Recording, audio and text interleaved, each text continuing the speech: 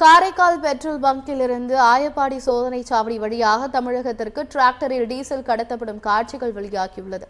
புதுச்சேரியில் உள்ள காரைக்கால் மாவட்டத்திலிருந்து நாள்தோறும் ஆயிரக்கணக்கான லிட்டர் பெட்ரோல் மற்றும் டீசல் மயிலாடுதுறை மாவட்டத்திற்கு கடத்தப்படுவதாக புகார் எழுந்துள்ளது. தமிழகத்தை விட லிட்டருக்கு சுமார் ₹8 வரை புதுச்சேரியில் விலை குறைவு என்பதால் இதுபோன்ற கடத்தல் சம்பவங்கள் அதிகரித்து காணப்படுகிறது.